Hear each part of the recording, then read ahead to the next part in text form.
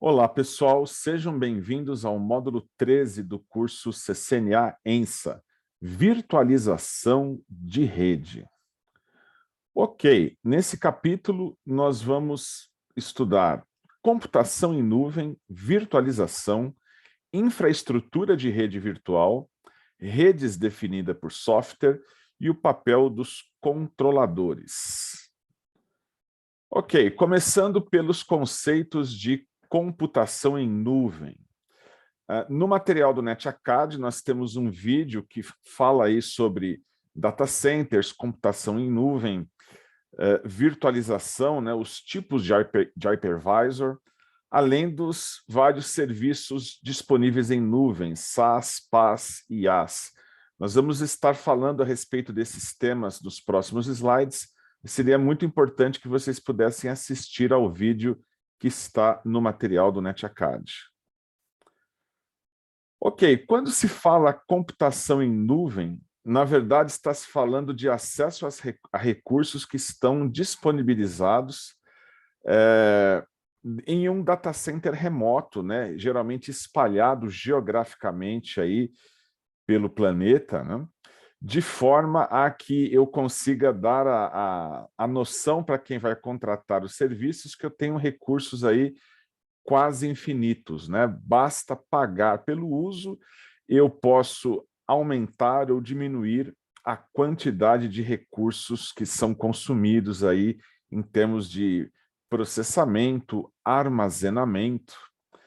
A ideia de computação em nuvem é uma tendência que vem crescendo muito nos últimos anos, principalmente pela flexibilidade que traz às empresas, né? A empresa geralmente não precisa ter tanto pessoal qualificado em TI, já que vai mais utilizar aí os recursos que estão hospedados aí remotamente.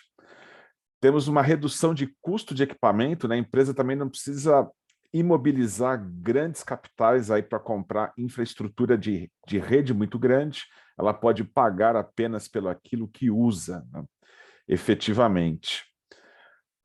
E também isso sem falar da questão da redução do consumo de energia, liberação de espaço físico e muitas outras facilidades aí que a computação em nuvem tem trazido aí nos últimos anos.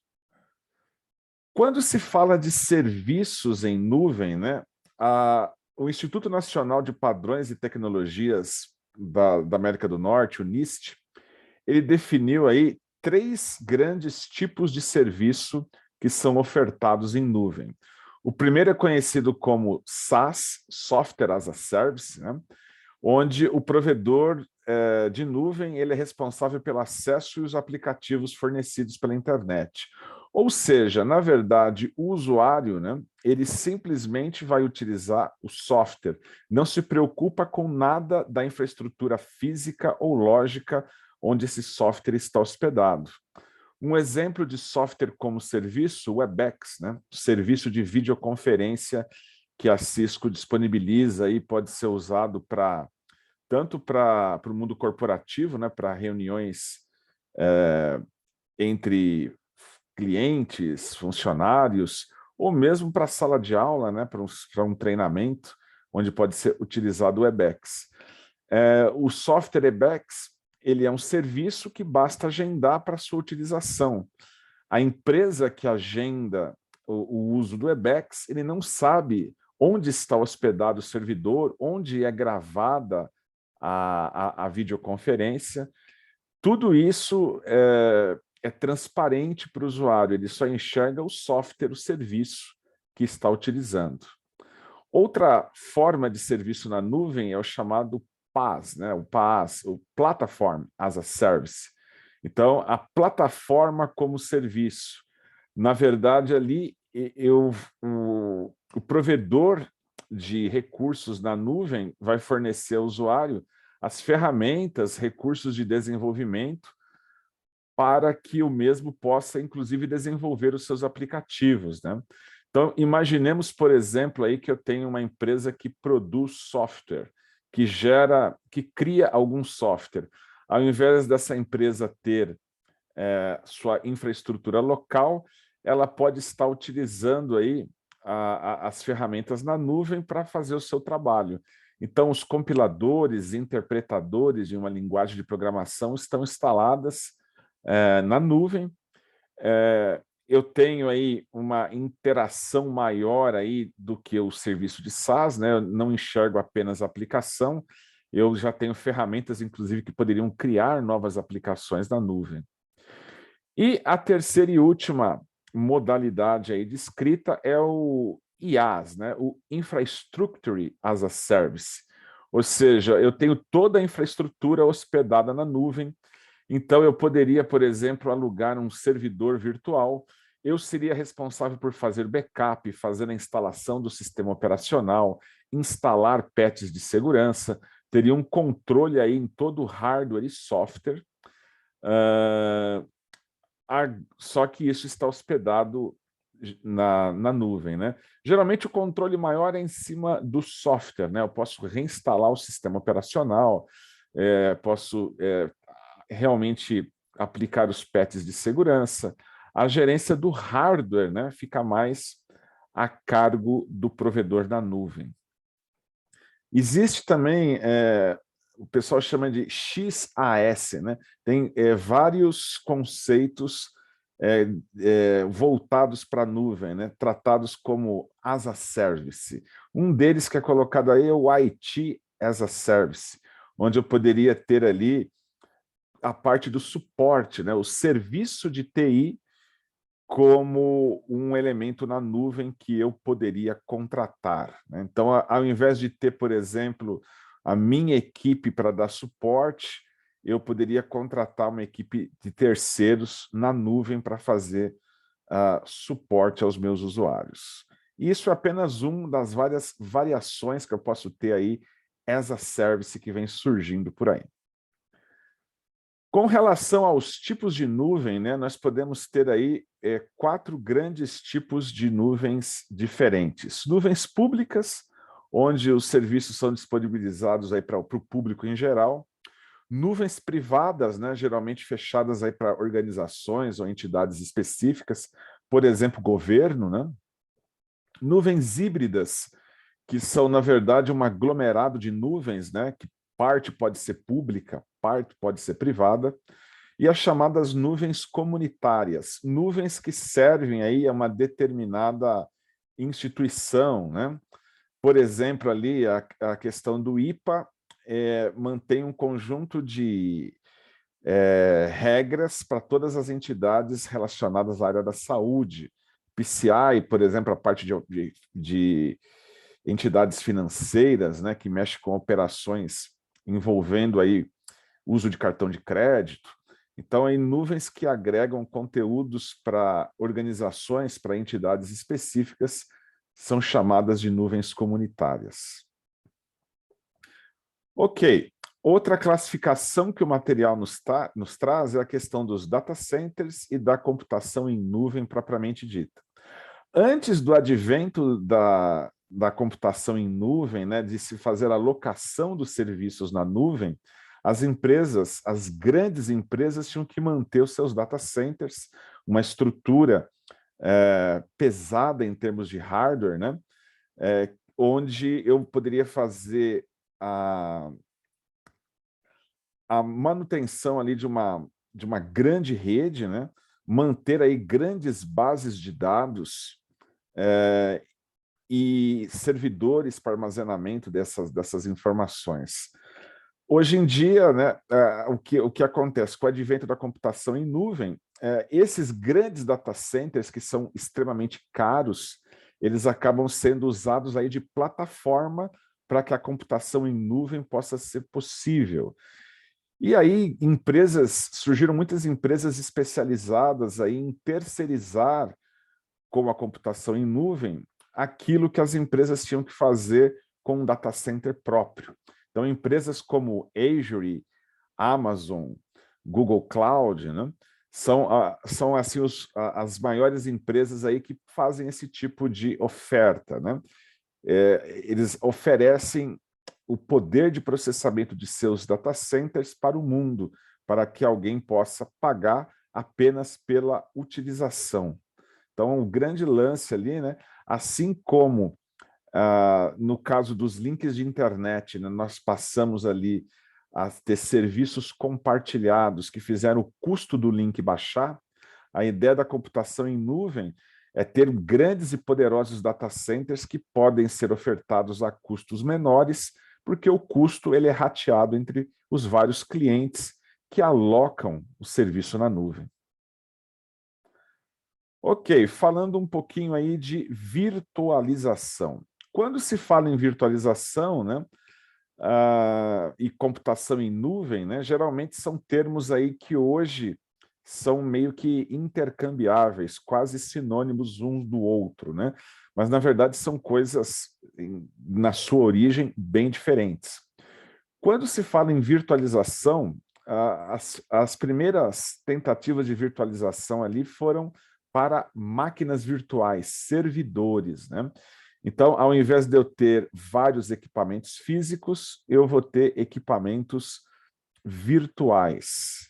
A virtualização de sistema operacional, né, de máquinas Windows, Linux e outros servidores possibilitou aí redução de custos, porque antes nós tínhamos hardwares físicos que eram subutilizados, né, não eram totalmente utilizados ali, e agora nós temos a possibilidade de ter, numa única caixa física, vários servidores virtuais diferentes, aproveitando melhor a questão da CPU, memória, disco disponíveis naquela máquina, né? Então, evitando o desperdício, utilizando ao máximo os recursos, né? E também fazendo uma importante liberação de espaço, né? O espaço físico é algo muito caro. Com um número menor de máquinas também você tem uma menor emanação de calor. Então, há várias vantagens aí com relação ao termo da virtualização. A virtualização é o que deu origem aí para a computação em nuvem como nós a conhecemos hoje. Ok, então o cenário de alguns anos atrás, aí 10, 15 anos atrás, era dos servidores dedicados, né? Então, eu tinha uma máquina física que era um servidor Windows, uma máquina física que eu dedicava para ser um servidor Linux. Toda a RAM, disco, CPU eram focadas para aquele fim. Como havíamos comentado antes, muitas vezes parte desse hardware ficava ocioso, ficava subutilizado, e eu tinha assim, muito espaço físico também para poder estar mantendo tantos servidores separados. Para alterar isso, né, surgiu aí a parte da virtualização dos servidores. Então, agora eu posso ter vários servidores como dentro de máquinas virtuais, né, que são chamadas aí de VMs, e essas VMs podem ter sistema operacional próprio e pode ser diferente entre si, né? Eu posso ter lá um servidor, um web server, um e-mail server, um SQL server, um file server, todos eles com sistemas operacionais próprios rodando dentro da mesma caixa, como nós estamos vendo ali no exemplo do slide. Acima do hardware, para controlar o funcionamento desses sistemas operacionais, nós temos um elemento que é chamado aí de hypervisor. O hypervisor é uma camada intermediária que faz o gerenciamento dos recursos do hardware. Então, por exemplo, se eu tenho 4 servidores dentro da mesma caixa física, né? Tenho 4 servidores lógicos dentro do server 1, outros 4 servidores lógicos dentro de server 2. Nenhum deles é capaz de consumir toda a CPU, memória e disco, porque o hypervisor ele trata de entregar para cada VM apenas uma porção, né, uma fração dos recursos da caixa.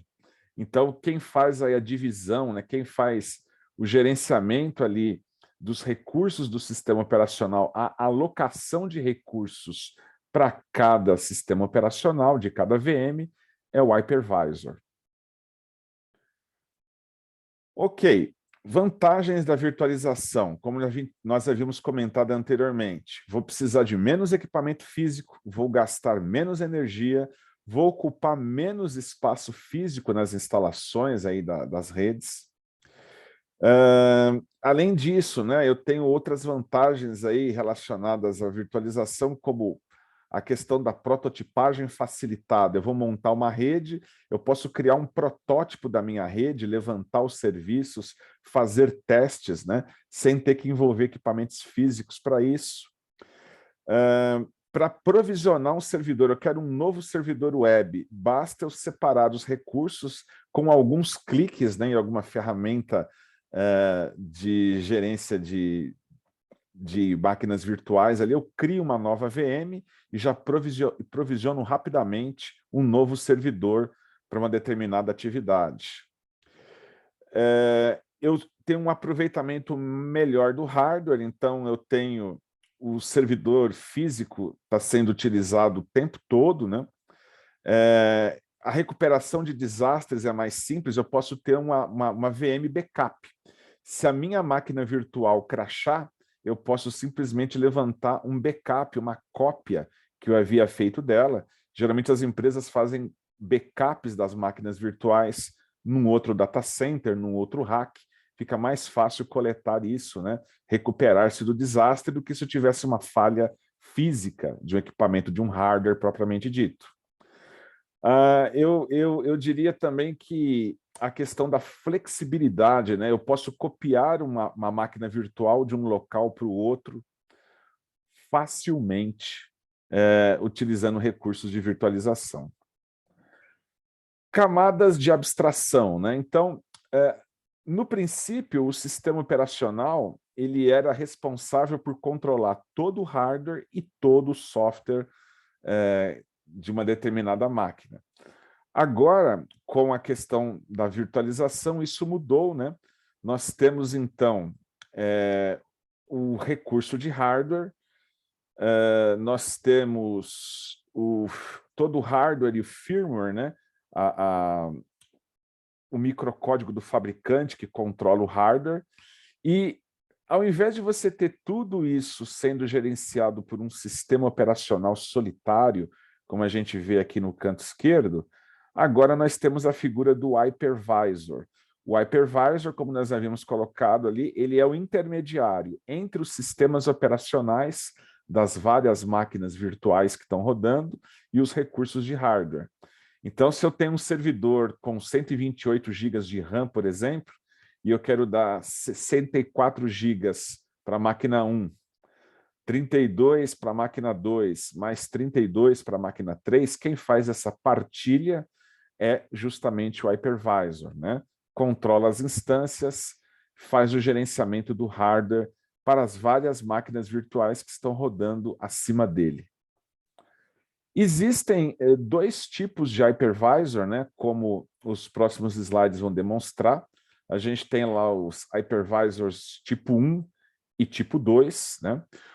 O tipo 1 é aquele que nós havíamos comentado ali, que ele já é instalado diretamente, ele dá suporte para os vários sistemas operacionais, né? O tipo 1, que é o tipo que nós tínhamos visto aqui no slide anterior, né? É o tipo 1, ele é conhecido também como instalação bare metal, tá? O que acontece? Eu já tenho, instalo ele, e ele já serve de base para todas as máquinas virtuais, né? Então, como a gente pode ver aqui, antes nós tínhamos um sistema operacional único que controlava todo o hardware. Agora nós temos o hypervisor que controla todo o hardware e diz o que cada sistema operacional virtual pode usar. Então, ele está no lugar daquele sistema operacional principal das máquinas de antigamente. Quem faz esse gerenciamento é o próprio hypervisor. Isso é uma instalação bare metal, né? Eu tenho o software de virtualização controlando todo o hardware. Na parte 2, aí no tipo 2, né, nessa modalidade do tipo 2, eu vou ter um sistema operacional que controla o hardware, e aí eu tenho o hypervisor, que a função dele é apenas controlar os vários sistemas operacionais que estão rodando acima dele, tá? Então eu posso ter um sistema operacional que controla todo o hardware, e acima dele eu tenho o hypervisor, que vai, por sua vez, separar as funções de cada SO. Por exemplo, um hypervisor do tipo 2, né, é quando eu tenho uma ferramenta tipo VMware, né? Eu tenho um ESXi, por exemplo, que é um sistema operacional de virtualização que cuida de todo o hardware, né? E depois o hypervisor só cuida da interface com os sistemas operacionais das várias VMs. Uma coisa importante lembrar que, em termos de performance, né, o tipo 1 é mais performático, porque eu já tenho a comunicação direta do hypervisor com o hardware e com as VMs, né? Eu não tenho um intermediário no meio do caminho. Esse intermediário acaba tornando as coisas mais lentas, mas em compensação, na verdade, ele é mais flexível, né? Com esse sistema operacional, eu posso ter, por exemplo, toda uma rede virtualizada, posso ter aí placas de rede virtuais, switches virtuais, criar conexões ali, fazer microsegmentação dessas VMs de uma forma que eu não conseguiria fazer com um hypervisor bare metal, com um hypervisor do tipo 1, como descrito anteriormente. Ok, pessoal, falando então um pouquinho mais aí dessa questão da infraestrutura da rede virtual, né? Ele fala com mais detalhes aí dos hypervisors do tipo 1, como eu falei para vocês, também conhecidos como instalação bare metal. Eu tenho o hypervisor controlando o hardware diretamente, por isso são mais eficientes em termos de performance, por conta desse controle, são menos flexíveis no contexto da segmentação, né? Mas em termos de performance representam um melhor desempenho. Os hypervisors do tipo 1, eles precisam de uma console de gerenciamento, né? Um software de gerência para que ele possa monitorar os vários servidores que estão acima dele, né? Os tipo 2 não precisam isso, porque aí quem vai fazer é o próprio sistema operacional padrão que está gerenciando toda a caixa. A ideia básica, né? A Cisco tem uma solução de virtualização aí que é o CS, onde eu posso ter vários servidores ali, gerência aí de vários milhares de máquinas virtuais debaixo da mesma caixa física, né? Onde ele tem essa modalidade aí de bare metal, né? Onde eles estão instalar os sistemas direto em cima do hypervisor. Como a gente havia comentado antes, virtualização surgiu originalmente, se falava apenas na virtualização de servidores. Isso vem mudando nos últimos tempos. Agora eu tenho a virtualização de vários elementos de rede, tá? Se você olhar no portfólio da Cisco hoje, por exemplo, você tem firewall virtual, balanceador de carga virtual, IPS, IDS, enfim, todos os equipamentos de rede, né, acabaram ganhando essa possibilidade de se tornarem uma máquina virtual. A possibilidade aí, inclusive, eu tenho switches virtuais, né, que podem existir em paralelo com switches físicos ali. Então, eu tenho toda uma comunicação leste-oeste, como ele fala, comunicação horizontal desses elementos, dessas várias máquinas virtuais aí, muito grande, né? Maior do que a comunicação que ele chama de norte-sul, que é a comunicação para fora, né? Para outras localidades. A comunicação de um servidor para o outro, né? O número de máquinas vem crescendo muito nos últimos anos, né? O que força aí a existência de virtualização. Sem isso, a gigantesca quantidade de máquinas seria impossível de gerenciar. Para vocês terem uma noção em termos de tamanho, né, um grande data center aí de uma empresa como Facebook, Google, Microsoft, ela chega a ter aí 100 mil, 150 mil servidores dentro de um ambiente. É muita máquina virtual, né? Então, ter isso em termos de máquina física, hoje em dia não é mais viável, não escala, não é mais possível, né? Por isso que a virtualização é algo que veio realmente para ficar.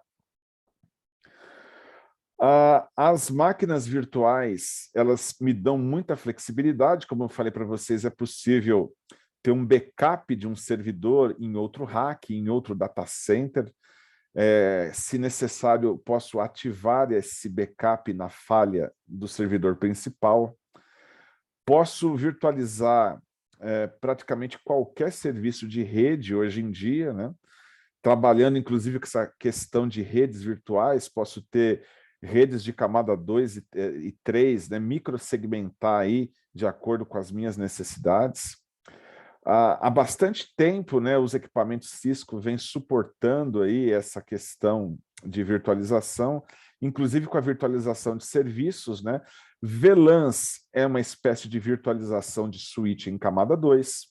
VRF, né, o Virtual Routing Forward, né, que é a ideia de você ter uma tabela de roteamento virtual, ter um roteador virtual dentro da memória de um roteador convencional, também é uma forma de virtualização que está presente aí nos dias de hoje. Ok, pessoal, nosso próximo tópico vai ser SDN, né? Redes definidas por software. Nós vamos dar uma pequena pausa aqui para não ficar cansativo. Grande abraço a todos, até a próxima.